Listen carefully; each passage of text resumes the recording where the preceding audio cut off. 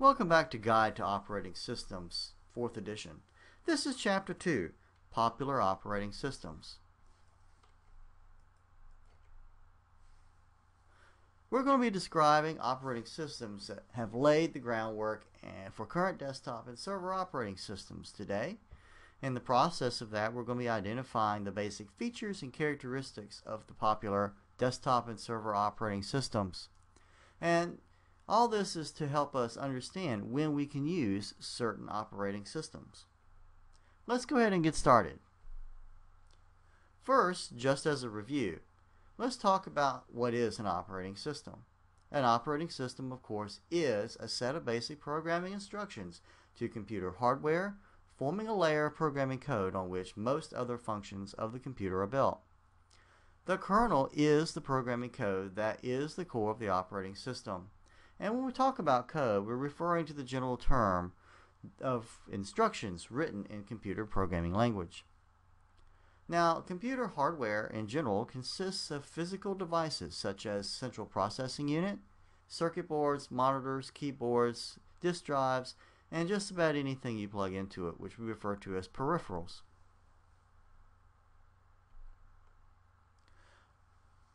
Early Microsoft operating systems played a very important role in where we are with desktop systems and server systems today.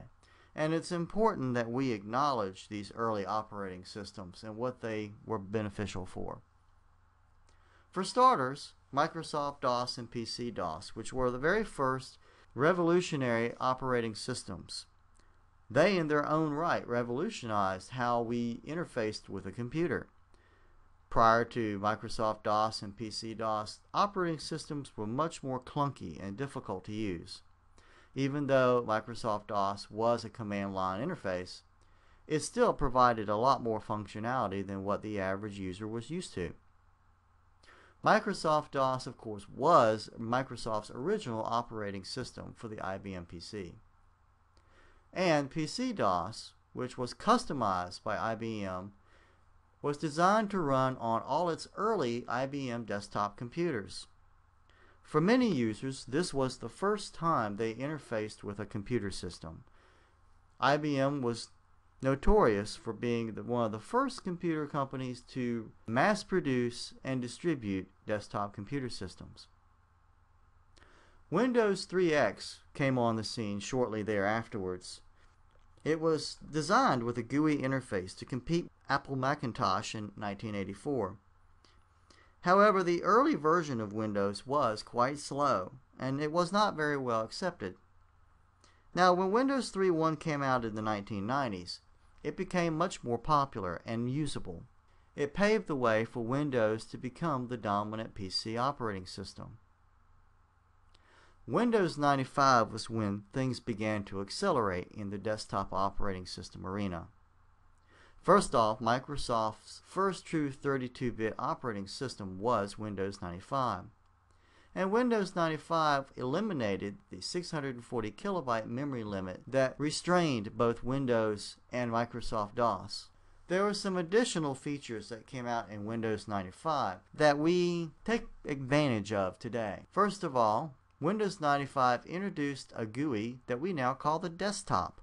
Of course, we refer to the desktop as kind of our starting point, our launching point of where all of our operating system interfaces are centralized. It introduced something called plug and play. Now, plug and play, though not very good with the first versions of Windows 95, enabled the operating systems to automatically detect newly installed hardware. Today, plug and play works far more reliably, but back then it was revolutionary. And prior to plug and play, devices had to be manually configured. This was often a laborious process. Windows 95 also introduced ActiveX and Component Object Models, or COMs. This standardized the way for objects, including programs, files, computers, printers, anything that's identifiable, to communicate with each other. And it also introduced something called the registry, a database that stores operating system information about hardware and software configurations. The registry contained several different types of configuration settings. The operating system configuration settings were found often in the registry components, as were service and device driver information and configuration. Software and application parameters could be configured in the registry. Hardware configuration, performance information, and desktop configuration settings could all be configured in the registry settings. This is still true today for the most part in Windows products. Multitasking was also introduced. Multitasking is a task supervisor that detects tasks that appear stuck and offers the option to close those tasks without restarting. Networking functionality was also extended, and Internet Explorer was integrated in Windows 95. Windows 98 and Millennium Edition, though similar to Windows 95, included the following important changes. First off, PnP support was expanded and further tweaked, and the registry checks and repairs were automated. Advanced power management features were incorporated in this version of Windows, as was support for new hardware standards such as USB or Universal Serial Bus. Universal Serial Bus is a relatively high-speed input-output port, and updated standards for multimedia, data storage, and networking were also included. The Windows Millennium Edition was developed specifically for home computer users. It implemented applications that was more appealing to home users on many levels. It was tweaked to play music, store family photos, play games, and to allow for easy connection to the internet. It did provide better support for infrared devices as well, which was a popular communication protocol back then, and it implemented and enhanced PnP, or the Standard Universal Plug-and-Play. Windows NT, or New Technology, is a high-end operating system to be used on very powerful computers. Its operating system kernel ran in what's called privilege mode to protect it from problems created by a malfunctioning program or process. Developed in 1993, Windows NT was considered the very first truly 32-bit operating system. It was offered in two versions: the NT Workstation for those who needed a stable, reliable platform to work from, and Windows NT Server, which was designed as a multi-user server operating system for access over a network. It supported high-speed network connectivity and remote access over telephone lines or internet. Security was a significant feature of Windows NT. The operating system requires the user to log on and be authenticated by submitting a username and password to gain access to the computer. NT 4.0 server had a C2 top secret security rating from the United States government. The C2 rating means that Windows NT Server network operating systems provided security at many different levels, including folder and file permissions, user accounts and passwords, file, folder, and account auditing, file server access protection on a network. File server management controls were also protected. The domain was the integral part of the NT security model, and in every domain there is one primary domain controller, at least in the NT security model. The PDC computer was responsible for keeping all usernames and passwords for users who may want to contact the domain, as well as a database for all the objects of the domain and how access should be permitted. Windows NT is the foundation for what we think about as Windows operating systems today, from Windows 2000 all the way up to Windows 7 and Server 2008. Windows 2000 came along after NT, and with it came some additional features. As I said before, NT was kind of the grandfather of Windows 2000 and all the other successor Windows environments since then. However, Windows 2000 was significantly rewritten, which allowed it to run about 30% faster than the NT version. Some of the features that were supported with Windows 2000 included VPNs, or virtual private networks. These act like an encrypted tunnel in which users can connect through a larger network into a system. For instance, we use VPNs to allow our workers outside of the workplace to connect securely to our work environments at the workplace in general. VPNs have steadily gained popularity and are considered an industry standard today.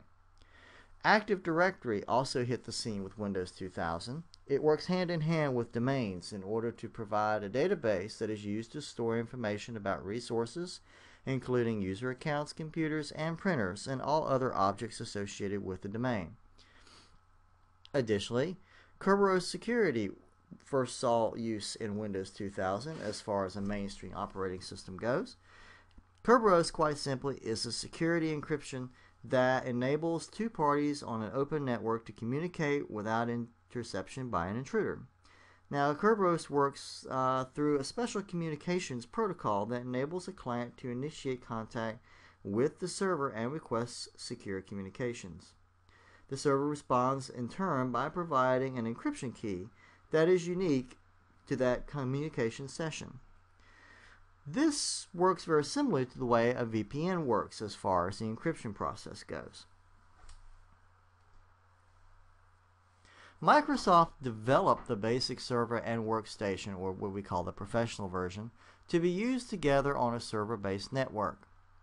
Now, Windows 2000 Server supports up to 4 processors and offers more services than the professional version does. This includes things like handling unlimited numbers of users simultaneously, being able to manage Active Directory. Network management saw significant improvements with Windows 2000 Server. Web-based management services were also included in Windows 2000 Server. Network-wide security management is a feature in Windows 2000 Server. Remote network access, network-wide communication services, and high-speed network connectivity were all part of Windows 2000 Server. And last but not least, application services and network printer management were all included with Server. Now, Windows 2000 Server was shipped out as 3 different products. Windows 2000 Server provided a comprehensive set of server and web-based services and included access and support for 4 processor systems. Windows 2000 Advanced Server was intended for high-end enterprise networks and would support up to 8 processor servers, clustered servers, or both. When we talk about clustering, that's really a technique in which 2 or more servers are linked to equally share the server processor load, storage, and other server resources, in effect making them look like one server. Windows 2000 Datacenter was the last of the different types of shipments that you could get. It was targeted for large databases and data manipulation services. Now, it supported 64 gigabytes of RAM, clustering, and servers with up to 32 processors.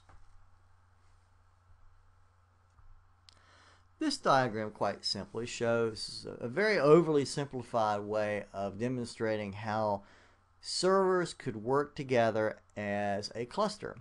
In this diagram, we see several workstations connected through a hub or switch, and 3 servers that are interconnected and therefore pretend to be one server. By using multiple servers, you can better equalize and balance the load and provide additional computing resources and power. Now that we've talked a little bit about some of the older Windows operating systems, some of which are still being used today, let's go ahead and focus on current desktop and server operating systems that you're more likely to encounter, particularly in an enterprise setting. These include Windows XP, Windows Server 2003 Revision 2, Windows Vista, Windows Server 2008, Windows 7, UNIX System 5 Release 4, and even Mac OS. Windows XP, which stood for Experience, was the new desktop version, which came with core elements of Windows 2000. Now, some of the features of XP included more capabilities for multimedia applications, including music, running video, audio files, playing games, and any other multimedia applications. Better internet security through a built-in firewall, bearing in mind that even though that firewall is stateful, it's only stateful in one direction. That means that XP only monitors traffic that's coming into the network, not traffic going out of the network. So once an XP system is infected, the firewall provides no protection whatsoever to other systems on the network. Remote desktop was also a feature for XP. Remote desktop, quite honestly, is the ability to control the computer over an internet connection. Administrators quite often use remote desktop in order to facilitate services, and users oftentimes use remote desktop in order to link into, say, their desktop computer at home through a VPN network. Also, another important step with XP is that it required an activation code that had to be obtained by actually contacting Microsoft. That ensured that the software was not pirated. Now, there were several versions of XP that came out: Windows XP, Home, Professional, Tablet PC, Media Center, and the 64-bit operating system. Windows XP Professional, which is what you're more often going to run into, particularly in a workplace setting, was indeed intended for office use and enterprise use. It can be used as a small server for up to 10 users, just like Windows 2000 could, and it can run on computers using up to 2 processors. Another feature of Windows XP Professional is the fact that you could add additional users which may be using the system, and it supported Active Directory and domain administration. Windows XP, on the other hand, was meant simply as the next upgrade from Windows ME, and is a scaled-down version of Windows XP Professional. XP Home only ran on 32-bit single-processor computers. Both XP versions offered improved help and support documentation, as well as a different control panel that was used to customize all types of settings in Windows. Additionally, the Program Compatibility Wizard would allow programs written for Windows 95 and earlier to run in the XP environment. The XP Tablet PC Edition was the operating system designed for tablet PCs. A tablet PC is a pen-based personal computing hardware, and it offers the following new features: customization, set up tablet for left or right-handed use, and program buttons for a specific task. XP Tablet PC Edition would also provide an input panel which would allow the user to write notes and save them in either their own handwriting or change the text. Also, the Microsoft Windows Journal was part of the XP Tablet PC Edition, and it was used to organize notes or even search through them to find a reference in a document. XP also came out with a Media Center Edition, which would allow the user to control all digital media with a single remote control. Some of the features included a set-top box learning mode to configure the system to work with your set-top box, a build and play of your digital music library so you could copy music from CDs to your PC hard drive. You could view and share your digital pictures.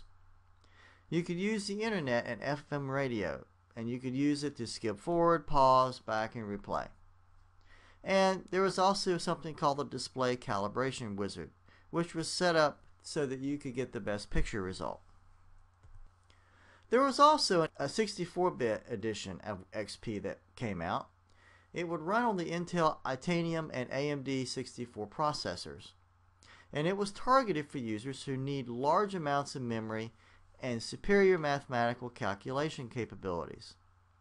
Now, Microsoft ended the sale of XP in October 2010. It does, however, provide support for XP until April 2014. A lot of enterprise environments still use XP.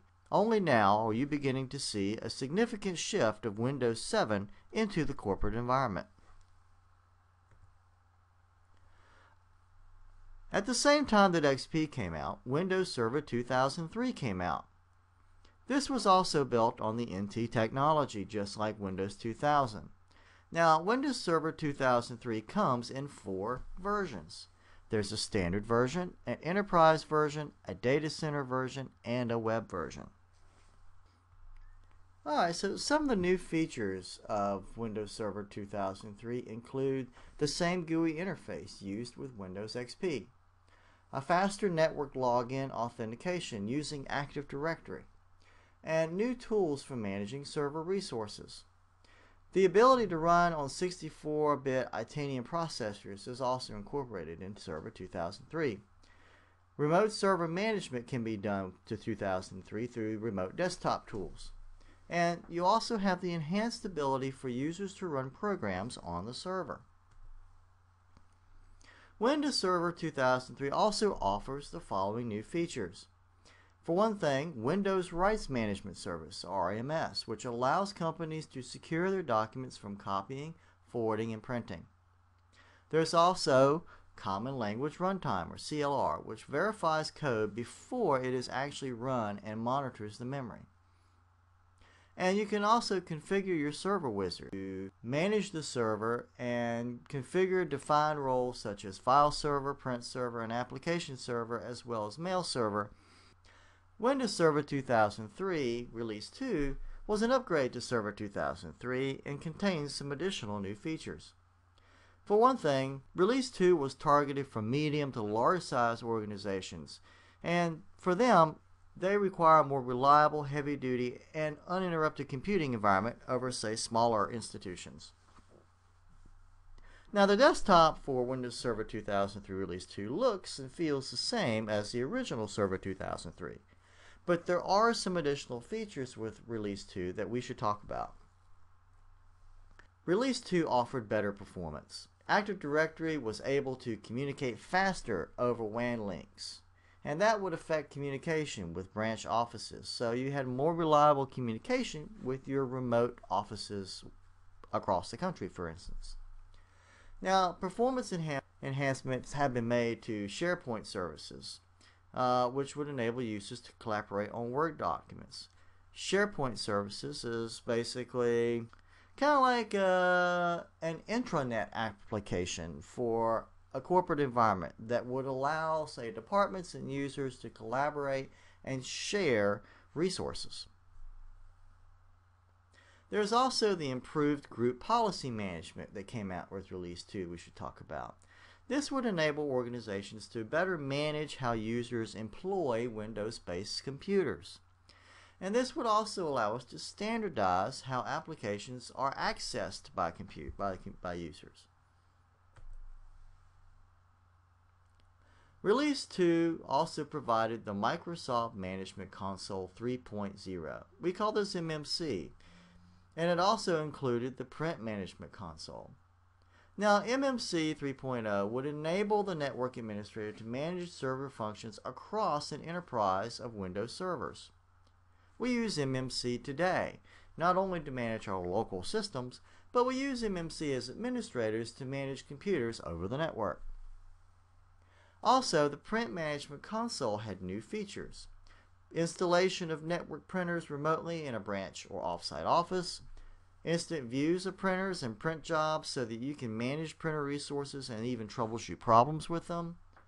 It also had the ability to view printer driver information, forms, printer, port use, and other general printer information was readily available. And it also had the ability to set up web features and to remotely diagnose a problem. Release 2 also had server clustering capabilities. Cluster Service, or CS, is available on the Enterprise and Data Center editions. The Enterprise edition would allow up to 8 computers to be clustered at once together, and would better integrate with Active Directory. Additionally, the virtual server options would enable you to run more than one operating system on your server. This would require a computer that had 2 or more processors, however, one for each operating system you chose to load. It also had Dynamic Systems Initiative, which is a joint venture with Hewlett-Packard, Dell, IBM, Fujitsu, and Siemens to make computers simpler to use and were more self-managing. We refer to this as DSI. Now, DSI technology is implemented through enhancements to Microsoft Operations Manager, or MOM, and it can automatically take action on an alert. It would also enable the dynamic software patching while a server is running. Before this, you would actually have to shut down the server and restart it, and that would require a loss of productivity. And you can automate the process of distributing software to clients using DSI. DSI would also allow you the capability of inventorying systems on a network for pre-deployment and patch planning. And it would use SQL Server database management for alerts, security, and other informational resources.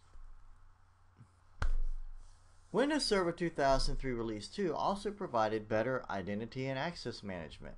It made it easier to identify authorized users and ensure users could access the right resources. It did this a number of ways. Let's talk about three of them very quickly.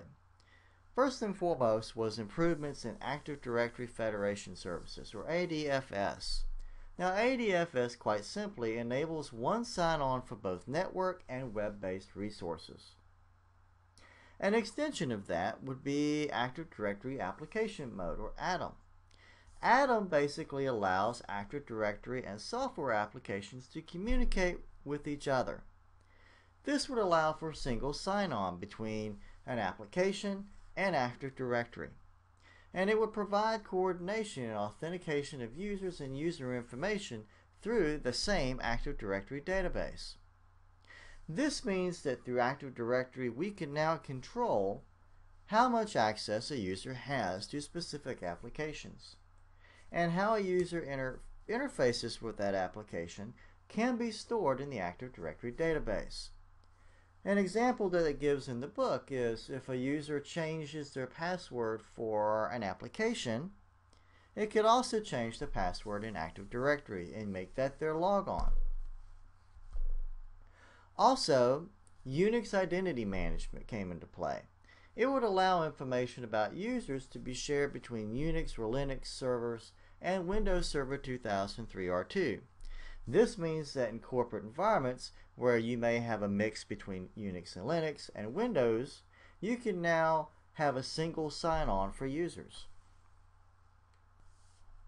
There are also some better options for branch office users. Release 2 offered several enhancements to allow for better communications between branch offices. One of those was the Remote Differential Compression, or RDC, which optimizes transfers over data networks so that less bandwidth is used. File replication also was an important improvement. It made it easier to back up files from one location to another, and files published at one location could now be made available in another location. These improvements in file replication help further improve fault tolerance and disaster recovery. Release 2 also offered enhancements in the Distributed File System, or DFS. DSF enables you to simplify access to shared folders on a network by setting up a share on multiple servers, and that will appear as though you are accessing them from a single server. This means users do not have to know so much about which particular server has that data they're looking for, as long as they can connect to one of the DFS servers. Windows Server 2003 Release 2 also included a subsystem for Unix-based applications.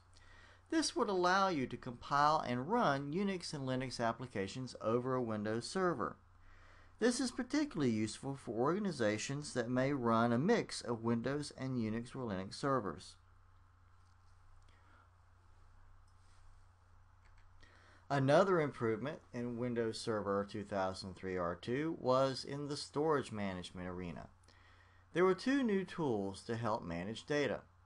The File Server Resource Manager would help server managers determine how storage is used on a server and to better manage storage. And there were three options available.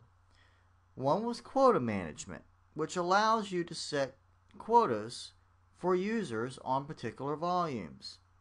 With this option, you as an administrator can limit the size of selected folders and automatically send a notice when the size limit is about to be reached. You can also have automatic size quotas for all folders on a volume, including new folders as they are created. There is also file screening management.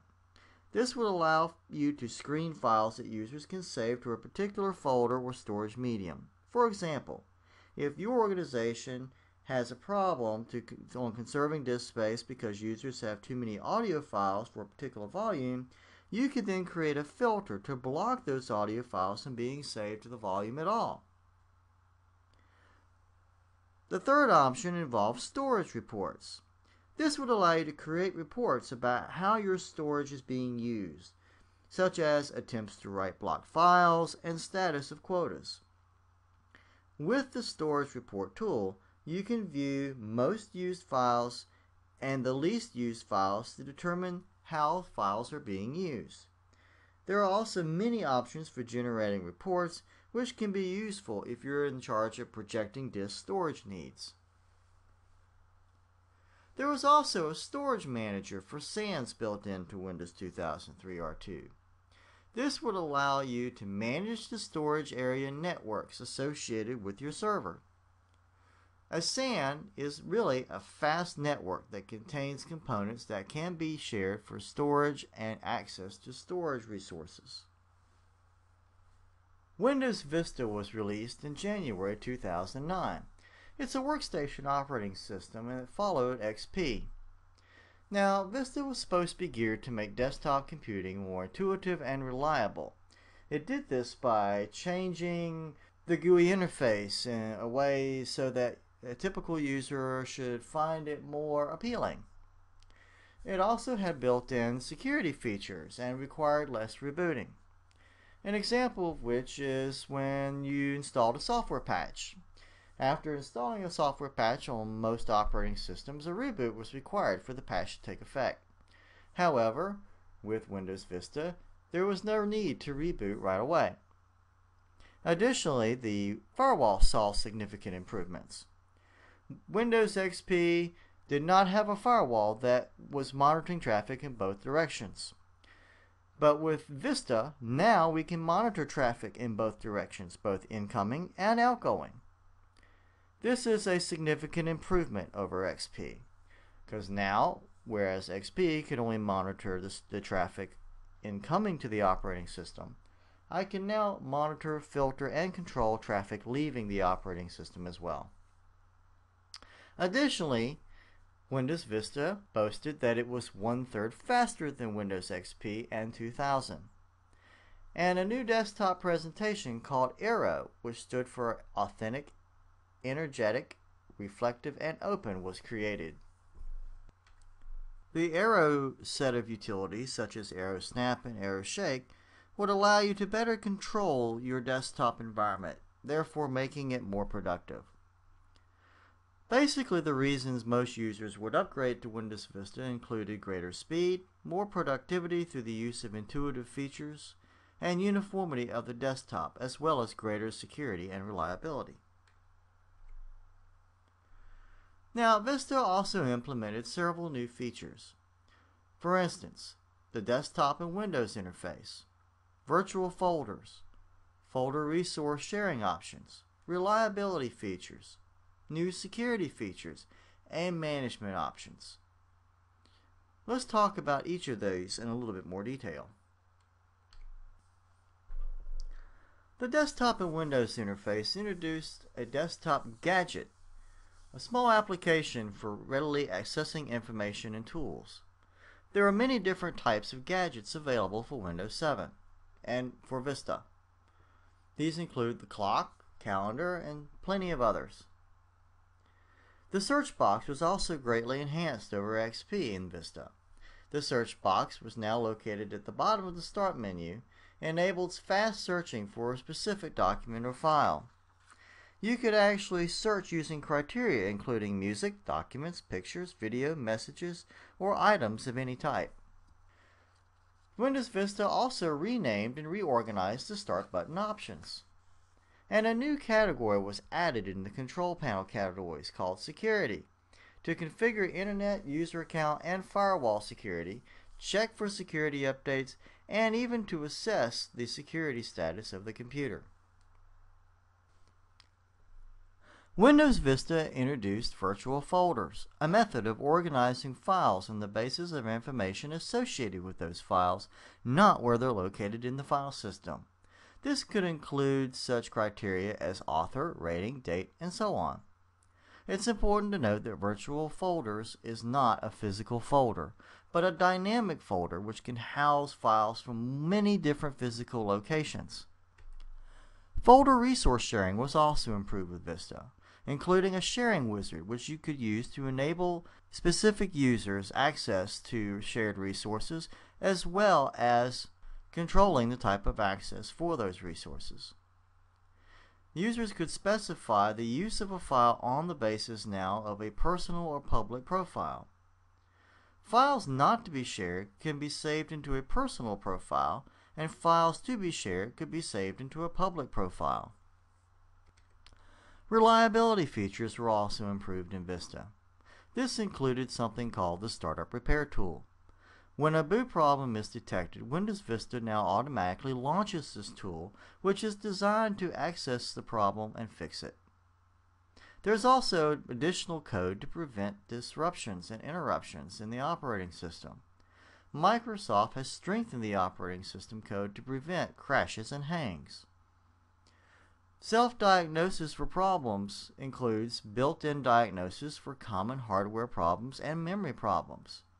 And a restart manager has the ability to determine which running processes are affected by an update or patch and can restart only the affected service without rebooting the entire computer. Also, there is a service failure recovery. This means the operating system can detect when a service has failed and even attempt to restart it. Additional security features include a more comprehensive firewall. In addition to the firewall now being stateful in both directions, group policies can be used to ensure that all users have enabled the firewall and are using the exact same security settings within the firewall. User account protection is also included in Vista. This is intended to make the user accounts more secure by controlling permissions and limiting the applications that can be run from an account. Built-in security software is also part of Vista, which helps eliminate malicious software. This includes Windows Server hardening, which limits the effect a service can have in Windows Vista. This helps thwart or even limit attacks. And status information is improved in Windows Vista. This helps show whether recent patches and updates have been installed correctly.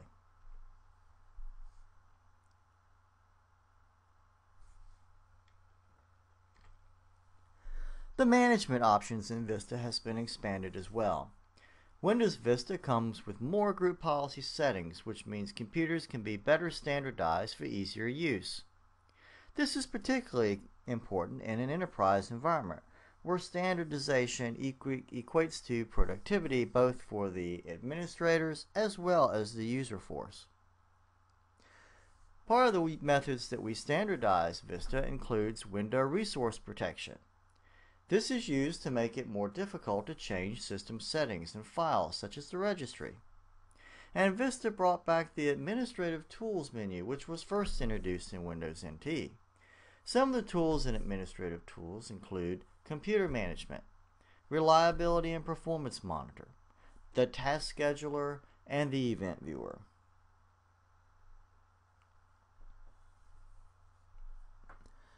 Windows Server 2008 was released in February 2008. It shares some of the same code base and some of the same new features as Windows Vista. There were some additional features that Windows Server 2008 had included with it, and we'll talk about those further in the presentation. These include Active Directory, failover clustering, Hyper-V, self-healing NTFS, Server Core, and Server Manager. When it comes to Active Directory, Windows Server introduced the Read-Only Domain Controller, or RODC. This was implemented so that hackers cannot make changes at remote locations, which would then be replicated to the main domain controllers at corporate headquarters. Failover clustering was also brought into Windows Server 2008. Enterprise and Datacenter editions have a cluster validation wizard that runs validation tests on the servers to be clustered. And Hyper-V allows the server to run multiple independent operating systems at the same time. We call those VMs. Self-healing NTFS, which is part of the CheckDisk exe utility, runs in the background, which helps correct hard disk problems. In the past, the volume had to be taken down in order to run CheckDisk. Also in Windows Server 2008, you have the ability to install Server Core. Server Core is nothing but a bare-bones installation of the operating system that is meant to reduce hacker attacks to the OS.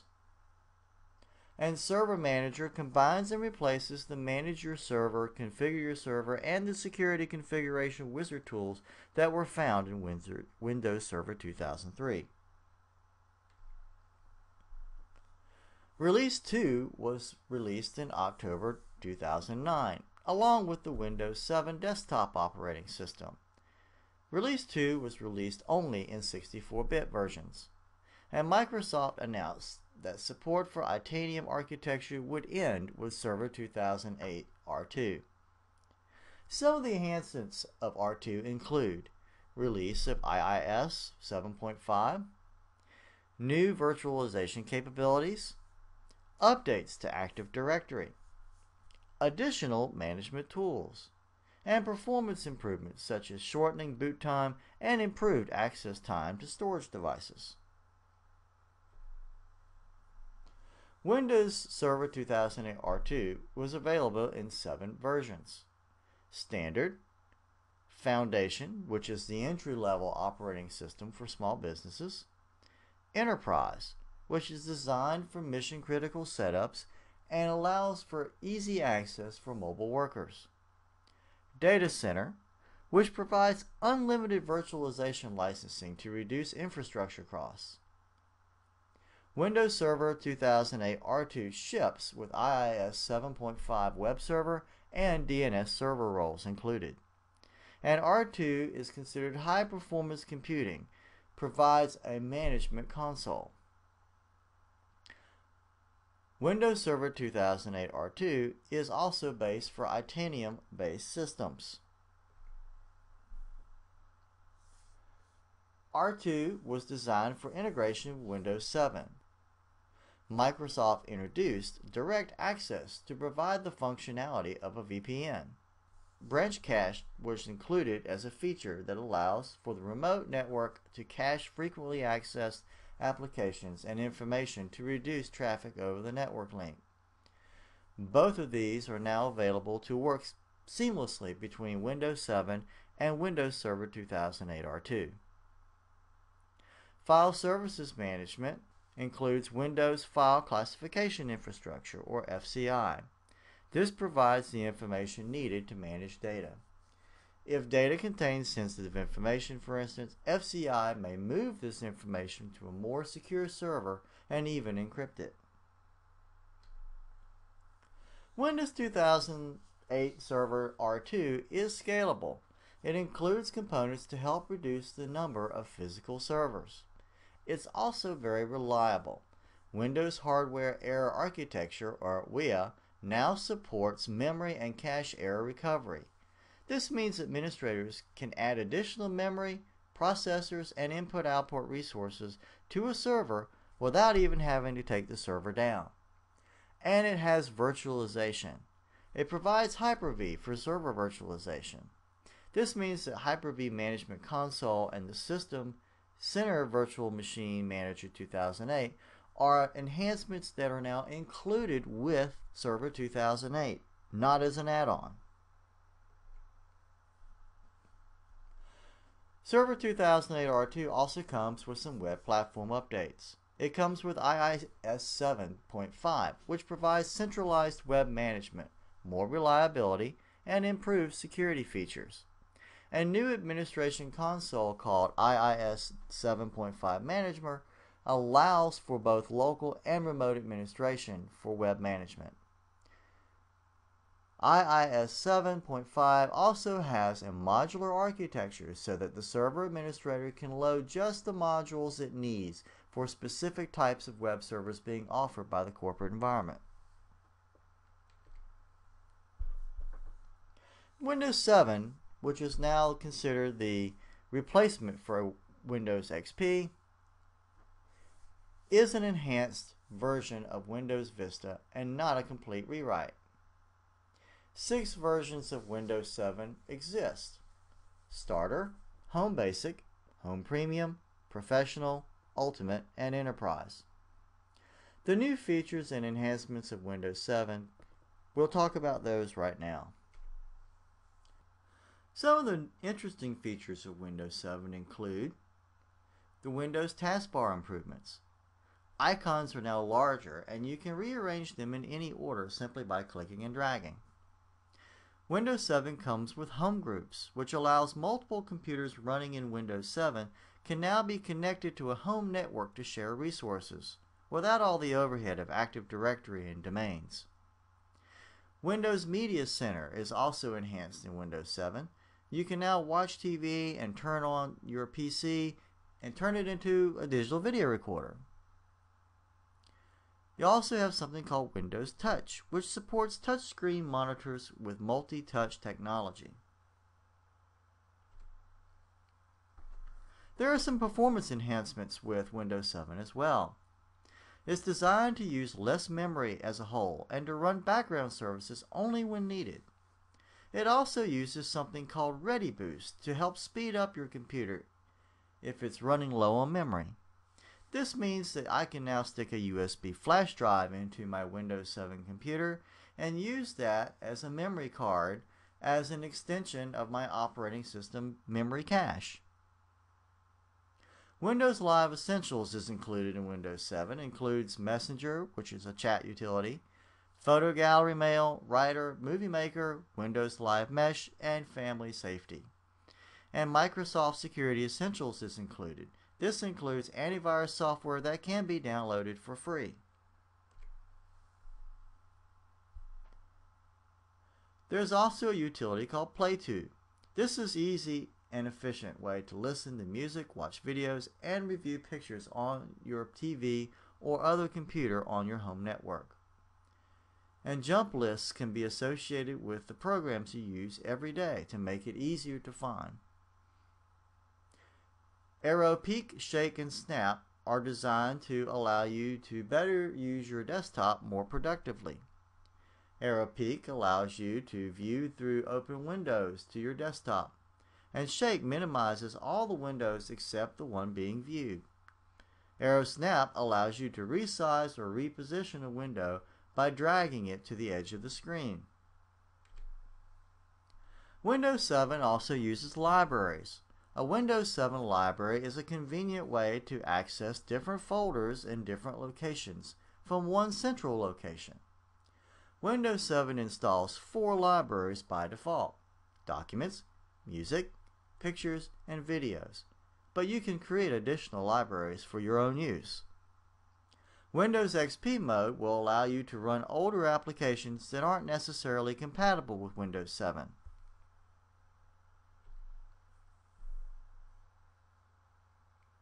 Let's take a minute to talk about the UNIX System 5 Release 4 operating system.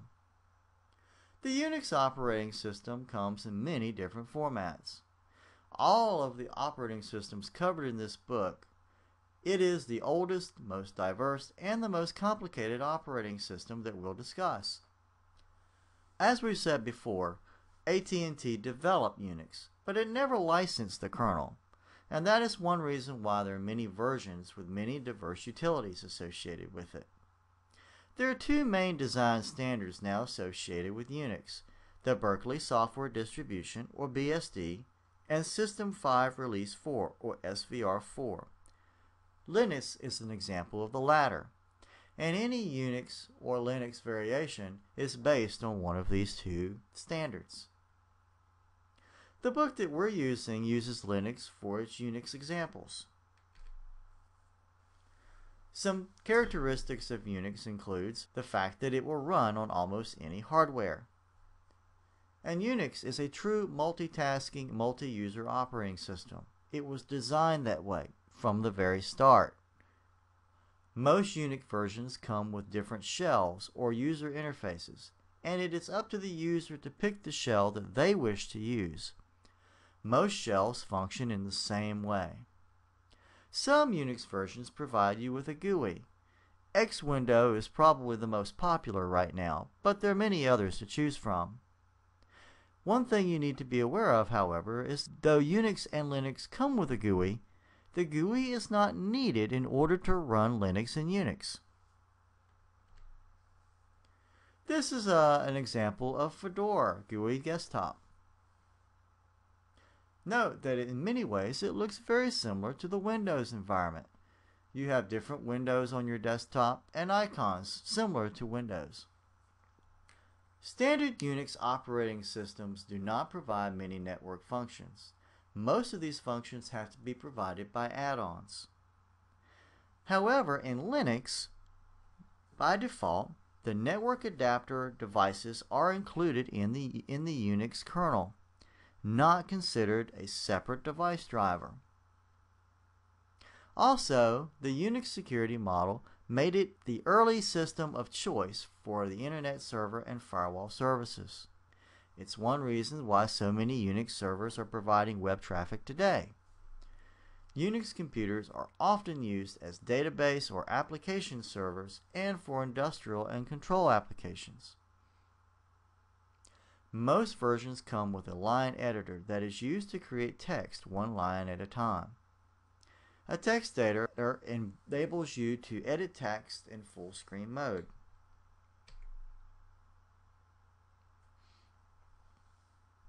The Macintosh operating system revolutionized the world of operating systems with an all-graphical user interface and shell. It was the first to provide a GUI interface. Windows took heed and created one soon thereafter. Now we're up to Macintosh OS X, and this is built on the Darwin Unix, which is a distribution of the BSD Unix version. Mac OS X comes bundled with Mac OS IX in order to support older applications. The hardware architecture needed to run Mac OS is very dependent on the version of operating system. If you're running the newest generation of hardware, you're going to be required to run Mac OS X. Earlier versions of Mac operating system were based entirely differently than on Unix. Peer-to-peer networking has always been a standard feature in Mac OS. It uses something called AppleTalk for its protocol. And Mac OS was always meant to be a desktop operating system. That means no extended security features to keep users from getting access to files on local computers. And Mac OS has been known for its support of graphics, video, and sound capabilities. Graphical artists tend to prefer Mac font management and color sync, color matching technologies over Windows environments. Mac Operating System 10, version 10, included or introduced the Aqua interface. Some previous programs and utilities were replaced. Many Windows and Mac Operating System 10 now can be customized so that their contents appear in columns. And with Aqua interface, Internet connectivity is enhanced in Mac OS X through the Internet Connect tool. Mac OS X version 10.3, which is considered Panther, includes a new Finder, new mail application, and faster user switching. Safari in Mac OS X is considered the default web browser. Mac OS X version 10.4, Tiger, is the longest available version of the Mac OS X operating system. Its features include the dashboard, which contains desktop accessories referred to as widgets, and it also offers enhanced 64-bit addressing to better operate under those newer hardware systems. It also has a new search engine called Spotlight and a new version of the Safari web browser included. 10.5 is called Leopard. It has offered a greatly enhanced desktop, a new backup utility called Time Machine, and an updated Finder, as well as virtual desktop called Spaces. It also has something called Boot Camp, which allows for other operating systems to be installed on a separate partition. This is great for people that need to switch from a user to a Mac environment or Windows to a Mac environment as needed to run different applications. Snow Leopard was introduced with 10.6. It works only on Intel-based systems and requires less memory usage and improved performance. It includes mail and calendar support for Exchange 2007. And Mac OS X version 10.7 or Lion, this release is anticipated in this year 2011. Here is a Snow Leopard desktop with Safari web browser opened. Let's summarize what we've talked about today, and we've talked about a lot. Early computer operating systems were primitive compared to current computer operating systems, but were significant during their time and moved us toward the current desktop computing environment. Windows, Macintosh, and UNIX operating systems are all popular current operating systems, with new releases being announced on a regular basis. And server operating systems have evolved to allow clustering, virtual servers, self-healing NTFS, storage managers for SANs, single sign-on capabilities, better network management tools, and security features. Mac operating system 10 is built on the Darwin UNIX, which is a distribution of the BSD UNIX version. With the release of Snow Leopard, the operating system runs only on Intel-based chips. This was Chapter 2.